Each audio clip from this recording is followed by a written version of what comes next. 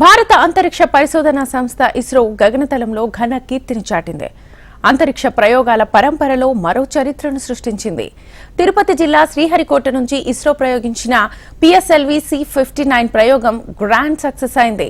ఇస్రోకి అచ్చొచ్చిన వాహక నౌకగా ఉన్న PSLV C-59 రాకెట్లు European space ఏజెన్సీకి చెందిన పురోపాత్రి ఉపగ్రహాన్ని నిర్దిష్ట సమయంలో నిర్దిష్ట కక్షలోకి చేర్చింది. ఈ ప్రయోగం విజయవంతం కావడంతో ఇస్రో షార్ కేంద్రం శ్రీహరికోటలో పండగ వాతావరణం నెలకొంది.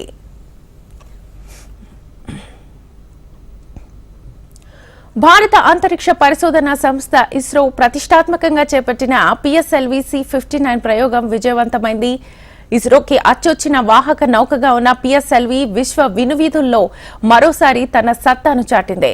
శ్రీహరికోటలోని 1వ ప్రయోగ వేదిక నుంచి నిప్పులు తిరుగుతూ నింగిలోకి ఎగిసిన పిఎస్ఎల్వి C-59 ప్రోబా-3 ఉపగ్రహాన్ని నిర్దిష్ట కక్షలోకి చేర్చింది. ఈ ప్రయోగంతో ఇస్రో విశ్వ శోధన కోసం చేపట్టే ప్రయోగాలలో మరోసారి తన సత్తాను చాటింది.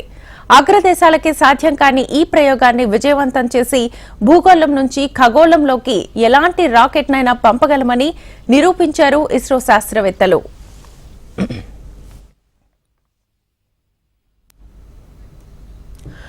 పిఎస్ఎల్వి C-59 రాకెట్ ద్వారా సూర్యగోళంలోకి వెళ్లిన ప్రోబా-3 ఉపగ్రహం సూర్యుడి రహస్యాలను ఒడిసి పట్టుకోబోతోంది. ఈ ఉపగ్రహం ద్వారా సూర్యుడి బాహ్య వాతావరణమైన కరోనాపై కీలక పరిశోధనలు జరపనున్నారు. దీనిపై నిఘా పెట్టడం ద్వారా ఎప్పటికప్పుడు అప్డేట్స్ ని తెలుసుకోనున్నారు. ఇందులోని 2 ఉపగ్రహాలు పరస్పర సమన్వయంతో ఒకే భూకక్షలో విహరిస్తుంటాయి. భవిష్యత్తులో కృత్రిమ సూర్యుడిని సృష్టించడం వంటి ప్రయోగాలకు ఈ ఉపగ్రహాలు కీలకం కానున్నాయి.